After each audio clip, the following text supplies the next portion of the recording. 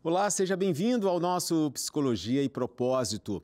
Eu já começo o nosso programa de hoje agradecendo a você pela sua companhia, pela sua audiência e por estar conosco nesse momento tão especial.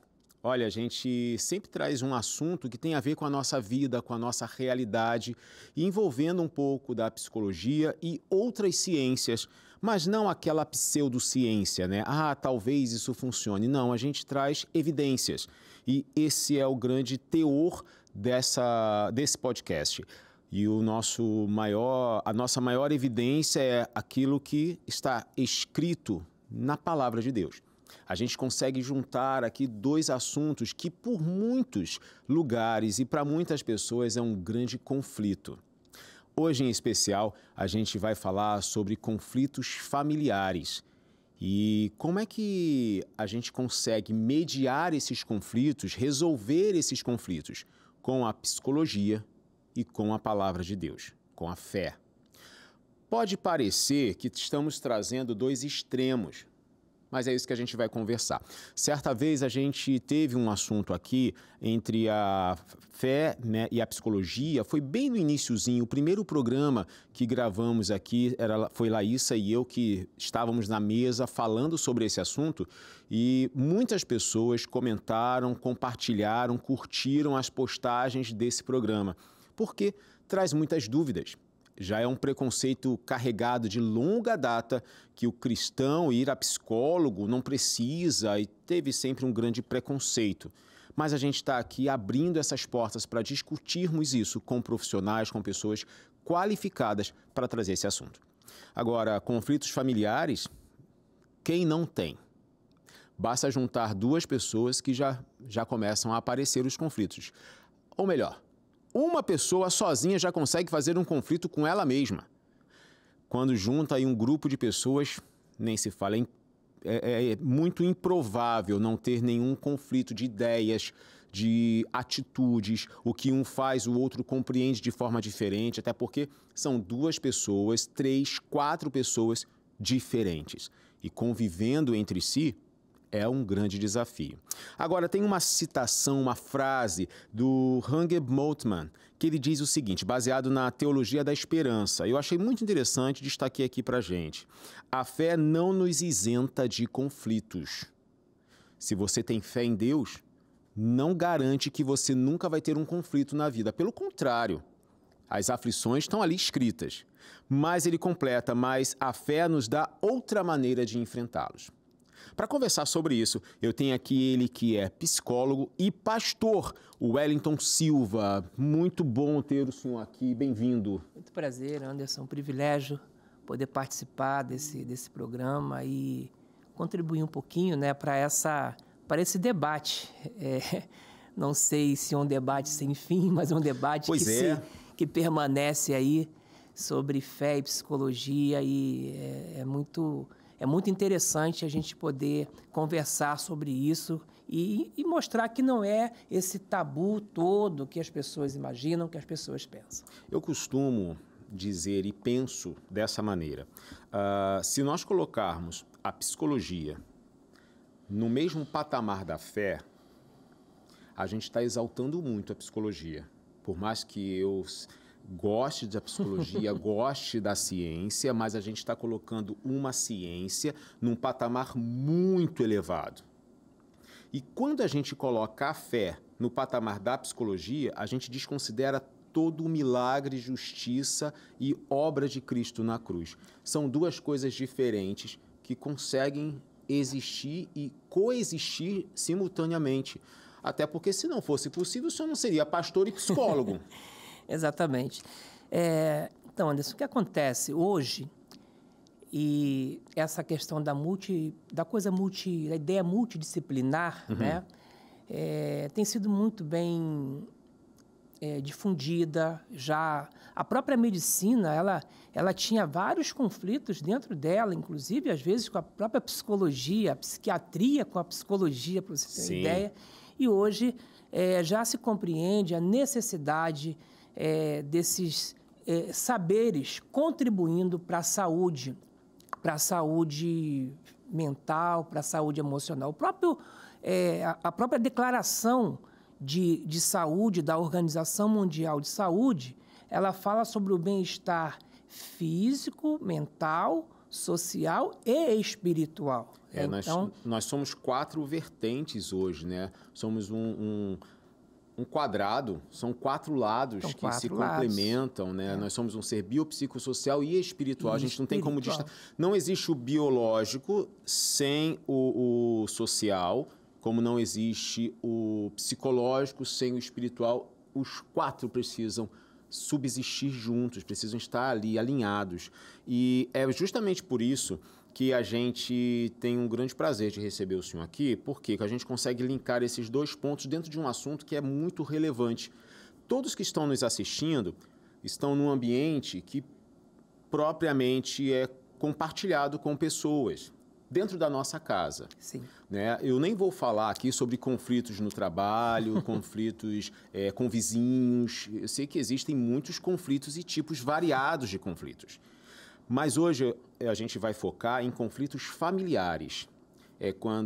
E hoje a gente tem famílias construídas de maneiras muito diferentes, né? Até 30, 40 anos atrás era pai, mãe e filhos. Hoje, às vezes, é a mãe com filhos, o pai com filhos, mãe e avó com os netos e os filhos ali. É uma mistura. Sim. Porque a humanidade ela foi se desenvolvendo, foi se integrando e foi se alterando. Positivo. Né? E, enfim, a gente vai falar de conflitos nesse âmbito familiar, né? E, infelizmente, acontecem.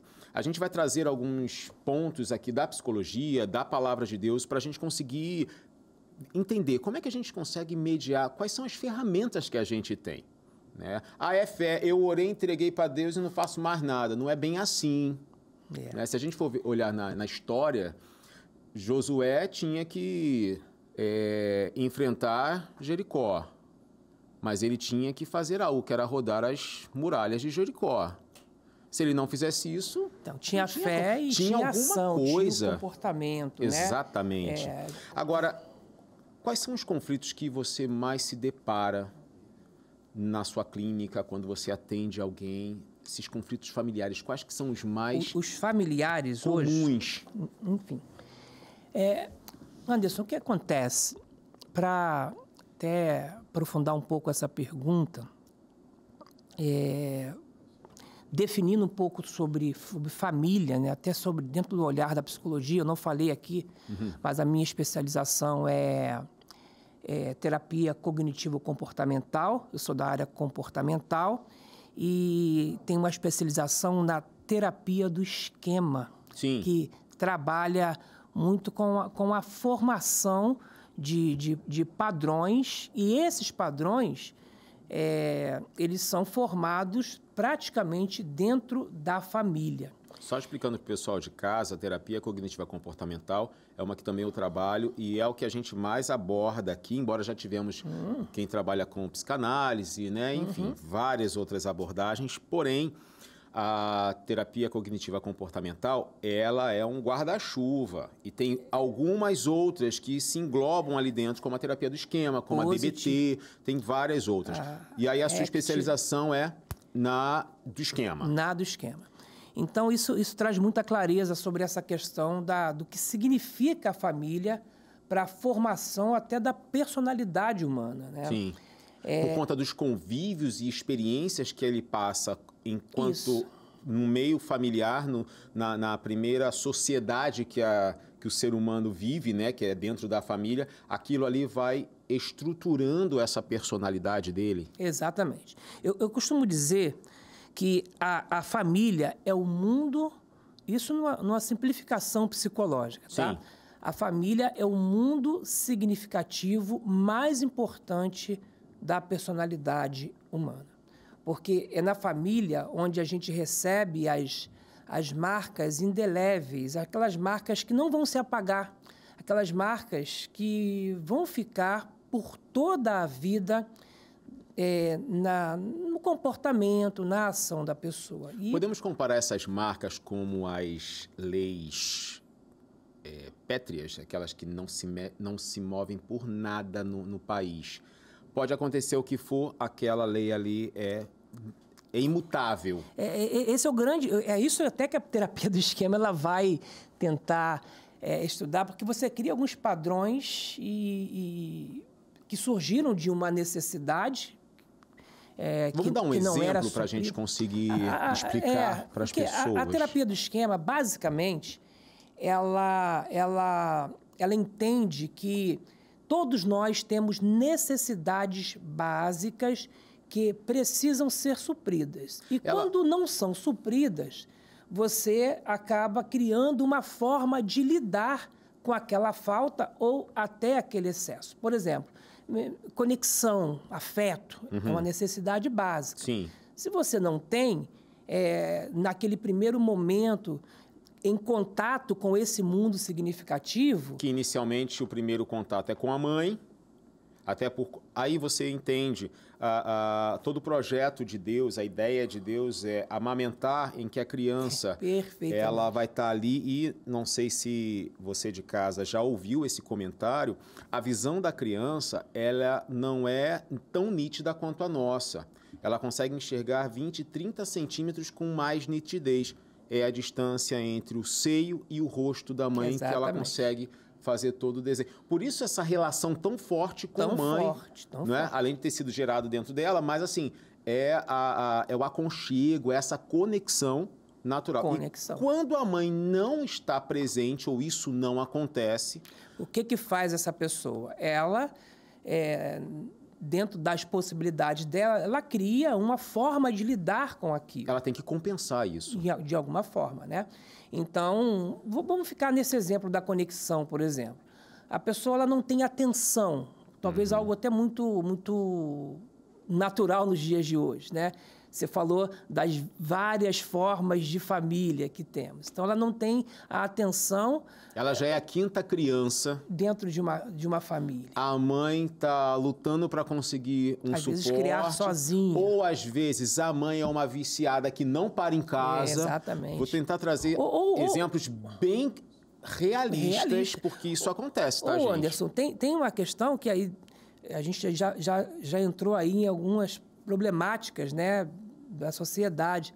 Mas tem algo que a gente acha que é comum e é normal, mas os pais presentes, ou seja, ela é criada com pai e mãe, que já é hoje uma raridade para muitos, Exatamente. Mas os pais não têm tempo para nada. Né? Não tem tempo. Estão ali, mas não estão ali. Né? Por necessidade de trabalho ou já consumidos pelo celular, pela tecnologia também, que influencia nisso. Tá? Então, essa criança, como ela lida com aquilo? Ela vai lidar sozinha, ela é aquela que brinca sozinha, que resolve as suas questões sozinha, porque pergunta para o pai, eu estou ocupado agora. Pergunta uma, pergunta duas, pergunta 3 vezes. Aí na pode quarta, até apanhar. Ela não pergunta mais. Perguntar. Ela vai descobrir sozinha. Sim. Ela vai descobrir sozinha. Aí, perfeito. Esse modelo, naquele primeiro momento, ele é absolutamente funcional. Ela resolveu a questão dela para aquele tempo de criança. Só que no momento em que ela faz isso, ela cria um esquema. Exatamente. E vai ela não percebe, estruturando esse esquema porque ela continua na mesma família, que ela vai perguntar outras vezes como se resolve e não vão dar as respostas necessárias, então ela começa a falar, eu preciso me resolver sozinha. Sozinha, é isso aí. Se for uma menina... quando ela chega, aí eu vou dar um salto agora, na adolescência, ela eu ia chegar aí. Vai precisar de orientação. Mas aí ela já não pergunta mais, porque ela já criou o esquema de que ela se resolve sozinha. Ela não aprende a perguntar, ela não treinou, ela não praticou o perguntar, o compartilhar as coisas. Ela foi criada no ambiente dela, no quarto dela, com as coisas dela. E quando chega agora, nesse outro mundo que ela... Com a internet, ela pergunta tudo aqui. Eu vou chegar nessa questão. Aí, o que acontece? Ela chega lá na adolescência e ela vai continuar tendo o mesmo comportamento de criança, porque virou um esquema, virou um padrão. Só que, enquanto criança, era funcional e agora é disfuncional. Ela não sabe se relacionar. Por quê? Porque não aprendeu. Ela não sabe se conectar. Por quê? Porque havia falta de conexão quando aquilo foi estruturado, né? E aí é um problema na adolescência, é um problema adulto, um problema no trabalho, é um problema no casamento. Ok. Você está entendendo? Então, aí para falar de conflitos, a gente vai longe.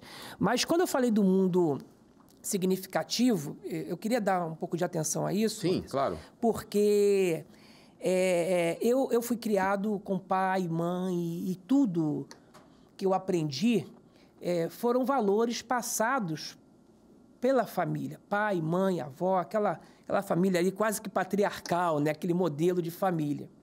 Então... que a mãe coloca a comida do pai para comer. Exatamente. Que prepara a mesa. A mesa direitinho. Que eu vou colocava a minha comida. Eu tenho que falar com o seu pai primeiro. Então a gente aprende isso. Ok, vamos lá, tem aí as nossas conversas sobre isso. Mas era um padrão estabelecido e o comportamento da pessoa era o comportamento da família. Se você parar para analisar, tinham coisas que já vinham até definidas. Uhum. Profissões já vinham definidas de berço, né? Sim. Porque se o pai trabalhava com aquilo, possivelmente o filho também iria trabalhar com aquilo. Se o camarada for das Forças Armadas, o filho seguia a carreira militar e assim ia. Então, isso era interessante porque aquele mundo significativo era tão forte que ele resolvia alguns conflitos da juventude, porque hoje você tem a liberdade, né? Então, hoje você tem múltiplas escolhas, mas ninguém ensinou como escolher. Uhum. Não estou dizendo que estava certo vir escolhido. Hoje você tem muitas opções, mas qual é a opção ideal, adequada para você? Não vou dizer opção certa ou errada, mas a opção ideal, porque às vezes fazer um intercâmbio fora do país é a opção ideal para aquele ali, mas para outro pode não ser. Então, exatamente. Existe o que é adequado, que cabe para cada um. Né? Aí o mundo significativo hoje não é mais a família, ele é o quê? Ele é a mídia, ele é a internet, ele é o celular, ele é o universo. Uhum. Então, da onde vêm as marcas? Que marcas são essas? E aí você se depara com pais que chegam no consultórios, já 12, isso está diminuindo cada vez mais, né? Antigamente era com 14, 15, hoje é com 9, 10, 11, eu não conheço meu filho. Uhum. Meu filho falou uma coisa que... Onde ele aprendeu isso? A família deixou de ser esse mundo significativo, né? E esse mundo significativo passou a ser o quê? Na minha fase, se não fosse a família, ia ser a rua. Sim. O que já era considerado ruim. Agora, hoje, é o quê? A internet, está dentro de casa, num ambiente seguro... Só que sem controle nenhum. Sem controle. Pois é, a questão da família, com esses esquemas, e foi bem interessante a gente trazer esse assunto, o Wellington trazer esse assunto para a gente, porque nós somos constituídos por esquemas. Por exemplo, um esquema bem básico. Se você se habitua a acordar e antes de tomar o seu banho, para começar o dia, você botar o café para fazer... O dia que você não faz esse roteirinho, você fica meio perdido. Se desorganiza. Total. Né? Cada um tem o seu jeito, cada um tem as suas estratégias. E é incrível como, quando falta essa conexão, quando tem um despreparo, uma família que precisa lidar com muitas coisas e não consegue dar essa base para a criança... Enquanto bem pequena, ela vai criando estratégias compensatórias, sempre. Anderson. Ela vai buscar no tio ou vai buscar nos amigos. Ela vai buscar na internet ou ela se cala e tenta resolver sozinha. E a gente se depara com muitos adolescentes e jovens que não entendem o seu propósito de vida, o porquê estão ali, qual é a expectativa de futuro. E começam a pensar passa até a ter ideação suicida por conta desse vazio. Esse é um dos pontos, inclusive, da ideação suicida, essa falta de direcionamento. E quando você entende que resolveu criando um padrão, a vida te oferece um outro cenário e que o seu padrão não se encaixa. Uhum. Então, usando até a linguagem da psicologia do esquema, aquilo que era funcional passa a ser disfuncional e a pessoa entra em crise. Eu só queria detalhar, Anderson, que é importante até para quem está assistindo, né? Que a gente falou dos esquemas, das questões familiares e não é para gerar nenhuma culpa. Nem sempre essa questão da família é uma culpa do pai ou da mãe por aquilo. Né? Às vezes ele não percebe, mas ele não deu atenção e aquela necessidade não foi suprida. Ele não deu o limite, que é uma necessidade, ele não foi suprido. Ele não deu apoio emocional, ou seja, a escuta, e não é porque ele não quis. Às vezes ele não sabia. Pode. Exatamente. Às vezes não tinha conhecimento, não sabia como fazer. Até porque, quando nasce uma criança, não vem com um manual de instruções. E cada criança... Não dá para você... isso aqui eu fiz com o meu primeiro filho. Com o segundo filho, relaxa, vai fazer tudo diferente. Porque é outra criança, é outra realidade, é outro momento da... Mas só tem 2 anos de diferença. Rapaz, em 2 anos, muda muita coisa. Se a gente for voltar pouco tempo agora, 2019, o mundo era um. Em 2020, com a pandemia, o mundo se tornou outro. De um dia para o outro. Agora, a gente ressaltou bem... A sua pergunta, né? A sua pergunta foi quais são os conflitos. Sim. E aí eu quis dizer tudo isso porque é esse distanciamento, a falta de comunicação... Isso gera os desentendimentos, as brigas, violência física dentro de casa, sei de casos de pai batendo em filho e filho batendo em pai. Não se fala mais a mesma língua. Exatamente. A mesma língua, literalmente, né? Você pode falar aquela série da Netflix, A Adolescência, várias coisas me chamou a atenção ali, e uma delas foi que a linguagem reconhecida como cyberbullying ali era uma linguagem que, de repente, muitos de nós não conseguiam nem identificar que aquilo era um bullying. Eram pequenos emojis, sinaizinhos na mensagem que dizia muita coisa. Agora, a gente explicou e falou sobre esse esquema, essa criação, a elaboração de um indivíduo, porque isso faz com que esses conflitos se tornem bem pertinentes dentro de um núcleo familiar. E como é que a fé ela pode ser usada para lidar com essas diferenças sem parecer autoritarismo de que, olha, a Bíblia diz isso e você tem que fazer isso. Mas, pai, eu não acredito. Eu não sou... Eu vou à igreja com você, mas não quer dizer que eu acredite. Eu estou indo por obediência a você. Porque existe essa diferença. Né? Existe a diferença do adolescente que vai para a igreja porque o pai chama de manhã no domingo, vamos. E ele levanta querendo ou não, ele vai. Mas não quer dizer que ele lá tem um encontro com Deus ou tem uma vida transformada. E aí ele fala, mas você quer me falar isso? Mas eu não acredito no que está na Bíblia. E aí, como é que ele pode ser e pode usar a fé para lidar com esse conflito? Lidar com isso. Anderson, essa foi uma bomba, né? Essa é uma questão que a gente vivencia muito na prática. Como eu falo, eu sou pastor, né? Sou pastor da primeira igreja batista na freguesia. Eu sou psicólogo, tenho consultório, né? Trabalho nas 2 áreas ativamente. Então, eu vivo com essa constância. O que mais se tem hoje, interessante porque é até uma preocupação para todos nós. Normalmente, a segunda, a terceira geração de crentes, ela não tem a mesma fé da primeira.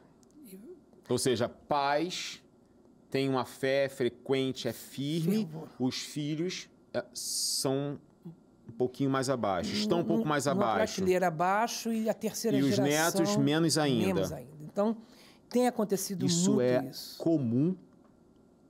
Tem sido comum. É mesmo? Netos de pastores que você não vê nenhuma... Eu sei porque... O que acontece?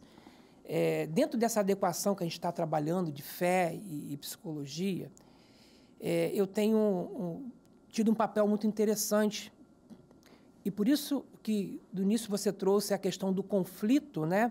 E esse conflito ele está sendo cada vez mais aproximado, há uma aproximação sobre isso, porque muita gente procura o psicólogo e antes não procurava, porque havia um preconceito. O preconceito era dos 2 lados, né? A psicologia até ainda tem, mas já aceita mais. como eu falei, médicos que dizem assim, olha, você tem religião? Então já se compreende melhor a questão da fé, mas a religião, olha, não, isso aí é fé, é oração, é psicólogo, é falta de fé. Então havia toda aquela questão. Eu já ouvi alguns falarem que o cristão não pode... Como é que o cristão pode ter depressão? Pois é. Porque é uma doença. É uma doença. E dá em gente, né?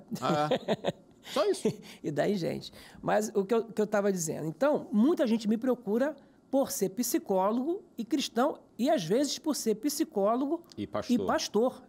Não apenas cristão, mas pastor. Então, eu atendo pastores, cantores, até filhos. Porque vai entender uma realidade que talvez um psicólogo... Não iria entender. Ateu, não questionando o saber, teor, o saber do psicólogo, mas ele tem uma rotina de vida ou ele tem uma vivência que é diferente. É a mesma coisa um psicólogo que sempre foi um homem de negócios. Sim. E ele faz psicologia e vai atender. Ele vai ter uma facilidade grande para atender outros executivos. Executivos, positivo. Facilita. Positivo. Olha, mas aí essa procura, Anderson, ela está assim... E aí vem essa queixa, meu filho não quer ir para a igreja, meu filho é assim. Alguns procuram dar um jeito no meu filho, né? Como vence ele, como se esse fosse o papel. E a gente vai trabalhar, e aí o que a gente vê? Fé não se impõe, né? Se vivencia. Então, e é uma escolha. Exatamente. Então, assim, como a gente está falando de conflitos familiares, como aquele neto, aquele filho vai tentar entender a fé dos pais se na igreja é de uma forma e em casa é outra. É, né? Verdade. Então, porque a fé, às vezes, ela é passada nesse contexto inabalável, né? Dentro de casa, às vezes, o conflito começa na palavra, como se fala, né? Porque você... Primeiro, para você falar... A gente vem na terapia cognitiva comportamental que uma situação gera um pensamento, gera uma emoção e gera um comportamento. Aí a pessoa vai falar, ela já está cheia de coisas que aconteceram, fala uma coisa e o outro responde com o arcabouço que ele tem. E aí já gera o conflito. Porque cada um está olhando para si próprio, cada um está sentindo as próprias dores. É comum, gente. Tudo que começa errado tem tudo para terminar errado, né? Exatamente. E principalmente numa conversa. Se a conversa começa... E esse espelho emocional, ele traz alguns passos que podem ajudar, principalmente se você é movido, é muito sensível a explosões de raiva ou explosões de ciúmes intensos. O outro falou alguma coisa, antes de responder... Se permita respirar por 3 segundos antes de responder. Eu sei que a cabeça começa a esquentar, o coração acelera, você... Anderson, 3 segundos é muito tempo. Pois é, mas 3 segundos permitem com que o seu córtex pré-frontal fique ativado e você começa a pensar nas consequências. Porque se você é movido só pela emoção, sua amígdala está lá gritando, seu hipotálamo, as partes do cérebro que lida com essas emoções, a regulação emocional, vai ficar totalmente alterado. Aí, respirou em 3 segundos, ouça o outro, mas sem o julgamento, tentando entender por que o outro está falando isso. Vamos fazer aqui Vamos fazer um psicodrama. Eu não uso muito psicodrama, não. Psicodrama é quando você interpreta ali para poder ajudar o seu paciente, né, ali na terapia, entender o processo. Se o Wellington vira para mim e fala assim, olha, eu não gostei do programa, eu não gostei do podcast. Antes de responder, e eu pensei em 3 segundos, eu já, peraí, calma. Eu não vou nem entrar na questão dos pensamentos distorcidos, né? As crenças. Nada disso. Vou pensar simplesmente de forma bem pontual. Ele não gostou do programa. Será que ele se sentiu à vontade?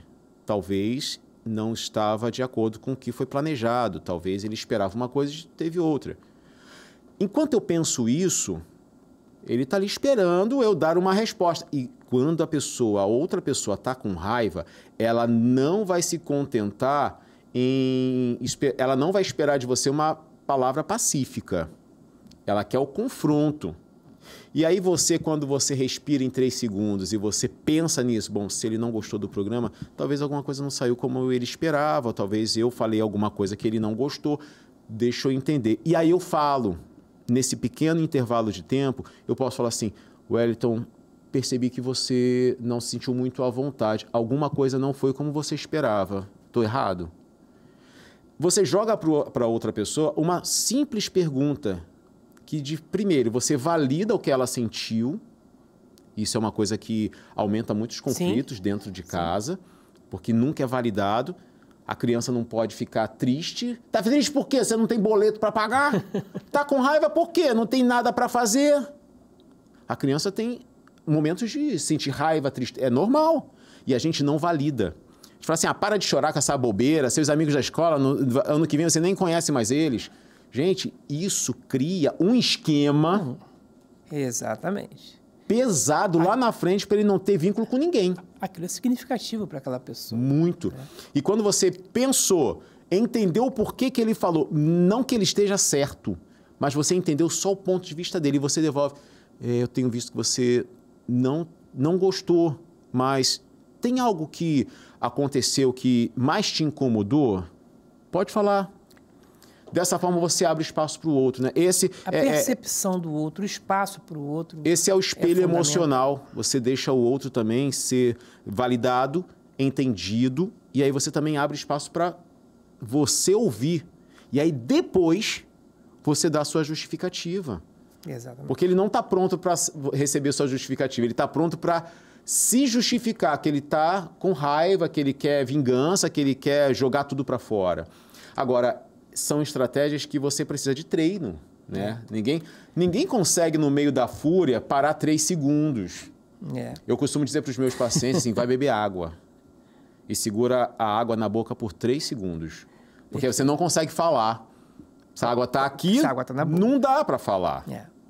E nesse momento, é importante, né, dentro da técnica mesmo, você aproveitar para perceber não só a emoção que você está sentindo ou processando naquele momento, mas também a emoção do outro. Por que o outro, de repente, se sentiu assim? Exato. Né? Então, quando eu percebo a emoção em mim e no outro, é justamente onde eu posso fazer a regulação emocional. Eu posso ajustar a minha emoção ao do outro. Ou seja, se alguém está triste, isso para conflito familiar, isso é fantástico. Né? Eu chego em casa com raiva. Então, raiva é a minha emoção. Eu percebi que o outro está o quê? Triste. Se eu despejar a minha raiva naquela pessoa triste, o que vai acontecer? Eu vou entristecer mais a pessoa. Sim. Então, eu tenho que regular. Regular, imagine lá um potenciômetro, né? Aquele controle antigo do rádio lá que você vai botar...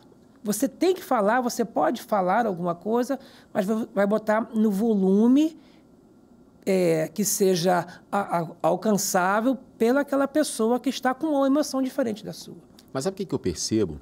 As pessoas, elas hoje precisam tanto ser reconhecidas e validadas pelos outros, que quando elas estão nesse ápice de raiva ou excesso de tristeza, ela não se permite ou não se dá a oportunidade de fazer essa regulação por conta da própria família. Porque eles estão assim, eu estou com raiva, eu o quê? Vou me calar, não posso falar nada, não posso fazer nada. É como se só a emoção, só a situação dela tem valor. A gente vive nesse mundo de autoafirmação. E aí vem, mais uma vez, essa questão da psicologia com a religião, com a fé, né? Só que o cristão, eu imagino que a gente pode falar nesse momento para o cristão ele não é chamado a se autoafirmar, ele é chamado a negar-se a si mesmo. Aquele que quiser, até voluntário, obrigado, né? Sim. Aquele que quiser vir após mim, o que vai falar Jesus logo de início? Negue-se a si mesmo. Podemos parafrasear esse texto bíblico para aquilo, ou para aquele que quiser ter uma família, Negue-se a si mesmo. Perfeitamente, perfeitamente. É. E aí você começa, em alguns momentos, diminuir muito essa questão do conflito, né? Porque você, naquele momento em que você vai ter que afirmar a sua masculinidade, a feminilidade, né? A sua juventude, a sua liberdade, você entende que você pode ajustar aquilo, negando um pouquinho, ao contrário do que o mundo tem ensinado. É porque quando você não aprende a dosar o seu, tentando impor para o outro, e não é só mostrar para o outro, se apresentar, olha, eu sou assim, eu cresci assim, eu morri assim, Gabriela, né? A música antiga aí. Eu sou desse jeito, tem que ser desse jeito. Enquanto você faz isso, você faz o outro menor. E numa relação familiar, não existe o maior e o menor. E isso vai marcando, confrontando de tal forma que há essa dissensão, essa divisão. E aí é pai que não fala com filho, marido que está na mesma casa da esposa, mas não vivem como casais. Vivem só de aparência da porta para fora. Dentro de casa já não se comunicam. Adolescentes e jovens que dentro de casa evitam falar com os pais porque o pai nunca ouve nem o considera. Como se só eu estou certo. Gente. Todo esse conflito, Anderson, ele vem, assim, não é espiritualizar, mas a gente tem que falar. Ele vem do pecado, né? Do pecado. Começa ali uma guerra. Você vê que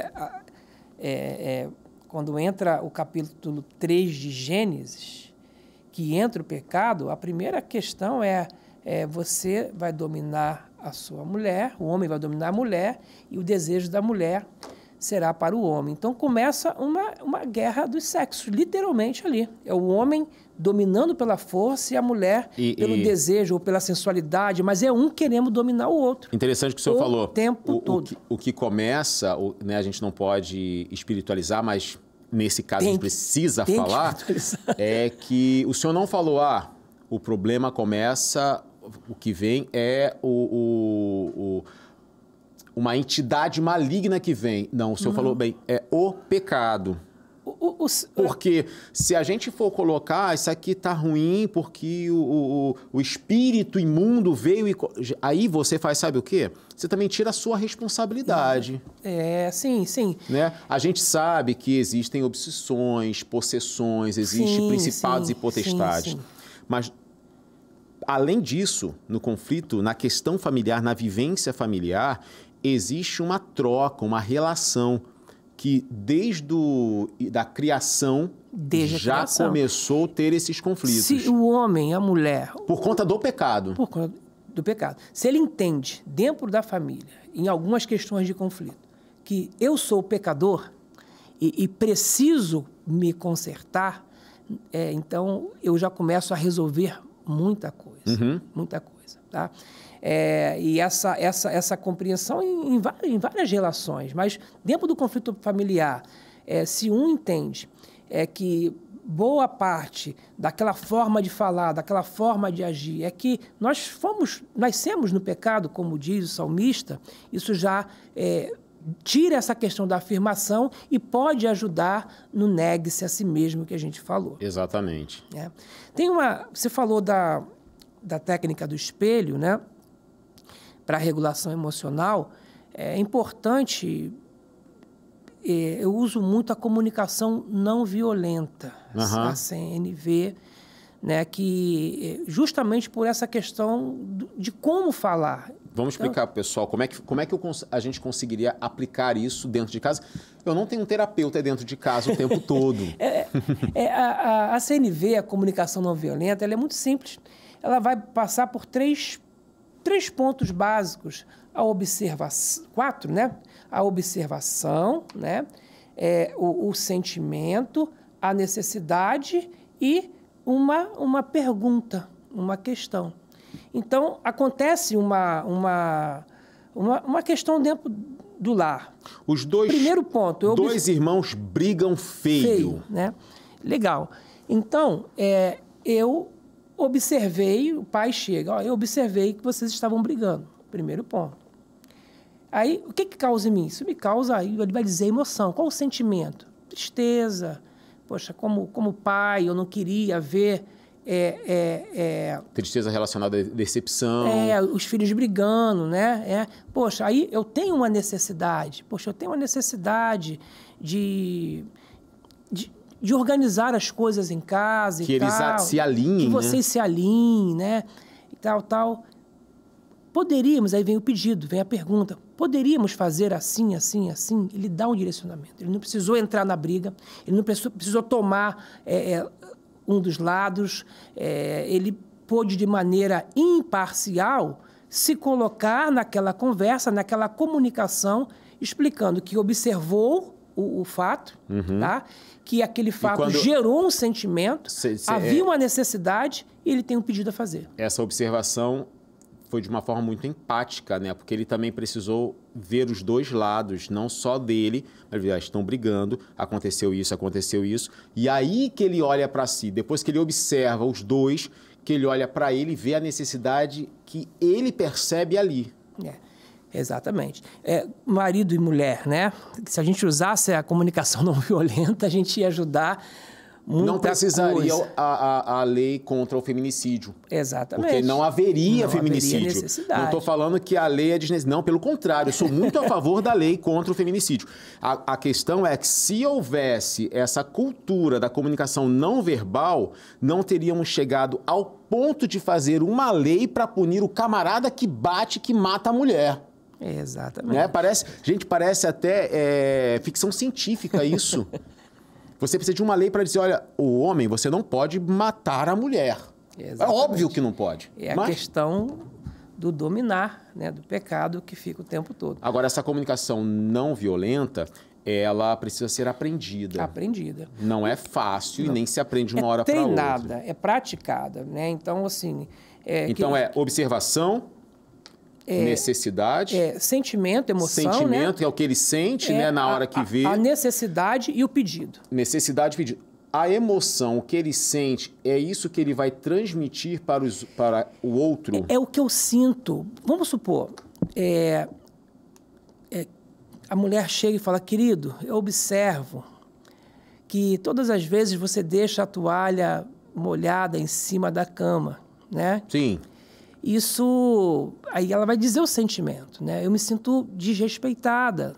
Não estou dizendo que você me desrespeitou, estou dizendo que eu me sinto desrespeitada, porque eu sempre peço que isso aconteça, não aconteça e você acaba fazendo, né? E aí, por que eu me sinto? Porque eu tenho essa necessidade de manter a casa organizada, sou eu que lido com as questões da casa, então, ser bem prático. Ela faz o pedido. Você poderia, então... colocar a toalha a partir de então nesse lugar aqui? Vamos combinar assim? Porque às vezes aquilo também é um hábito.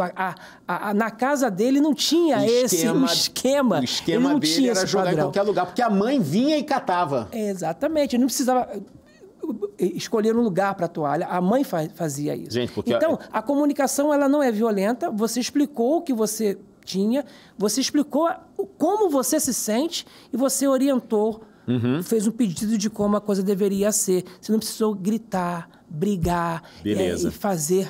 Isso seria a comunicação não violenta. A gente deu duas estratégias na psicologia, né? Do espelho e da comunicação não violenta. São ótimas e vale a pena ser praticada. Você que não conseguiu anotar, no YouTube você consegue assistir novamente e anotar, gente. Quando eu saio da terapia, eu vou anotando tudo que é falado, porque senão a gente esquece muita coisa. Agora, toda família tem aquele que fala o que ouve, e às vezes o que ouve não gosta e guarda um ressentimento pesado.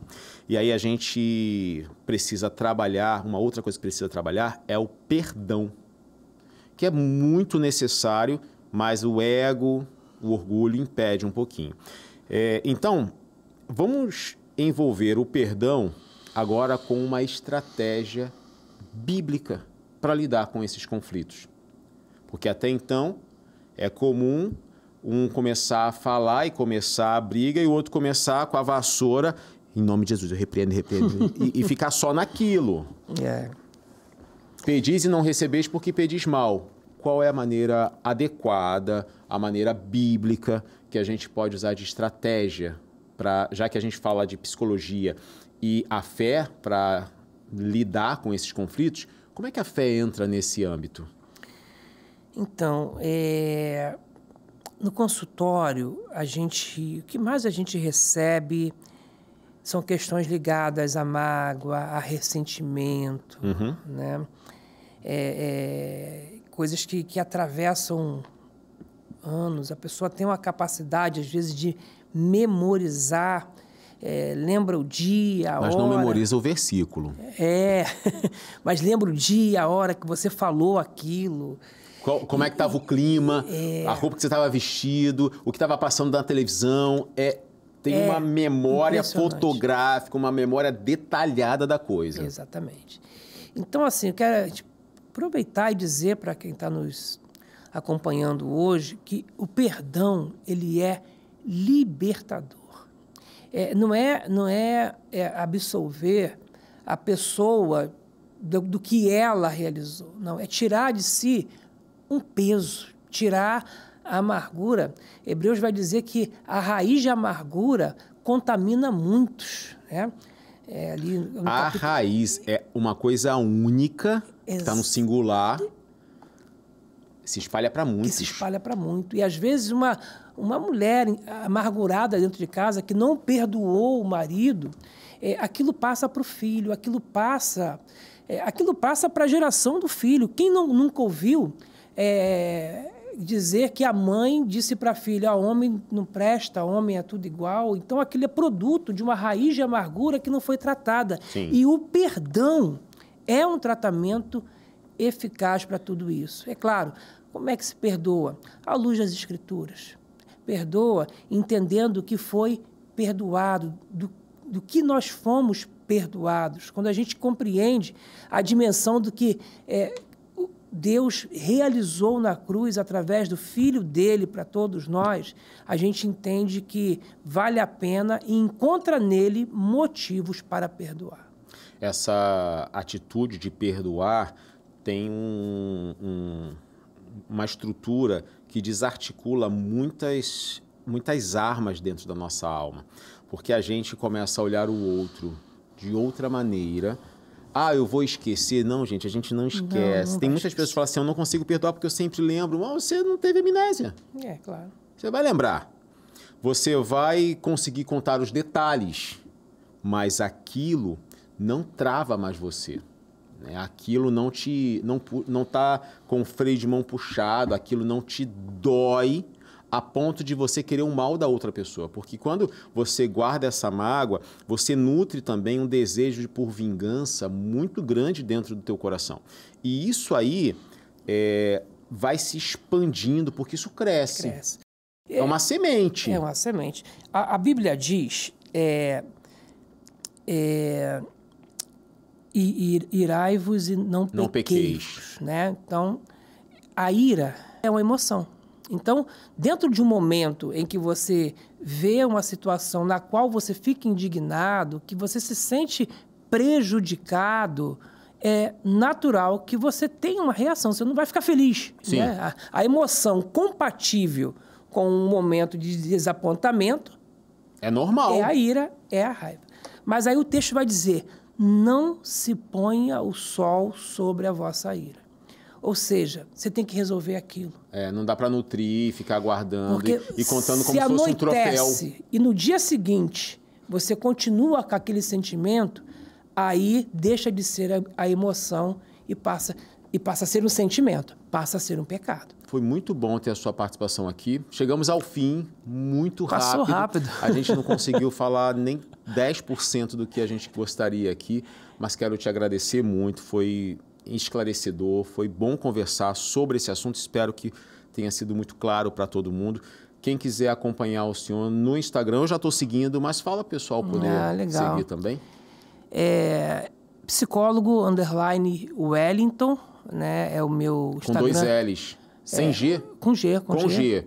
É o de psicologia e tem o pastor Wellington Silva, que é também. Eu participo também no canal, no YouTube, canal Com Você Psicologia. E Nesse canal eu trato não só são outros profissionais. O canal ele trabalha muito com toque, não é? Com toque. Eu sigo esse canal, é fantástico. Bacana. É excelente o material Isso, então eu estou lá nos pioneiros junto com a Keline, Dori, com a Lilian Félix. Elas começaram, eu fui o primeiro convidado. Rapaz, eu não sabia, eu não tinha me ligado que o senhor estava lá nesse canal, mas eu acho o canal fantástico. Tem vários comentários, ensinos muito bons. Parabéns. E lá eu trabalho com a terapia do esquema. Que legal. Justamente, a terapia do esquema ela vem com essa ideia de onde outras terapias elas não funcionam, não alcançam, por conta dos padrões, a gente entra na terapia do esquema. Bom, espero que você tenha gostado muito. Pode seguir lá, tanto o pastor e psicólogo Wellington. Vou deixar meu Instagram para você poder compartilhar também. O que você achou, fique à vontade. Anderson Nascimento Oficial. Ali é um espaço para a gente poder conversar bastante. Manda mensagem, a gente vai estar junto, tá ok? Você de casa, obrigado mais uma vez pela sua audiência. Um ótimo fim de dia. Esse foi mais um Psicologia e Propósito.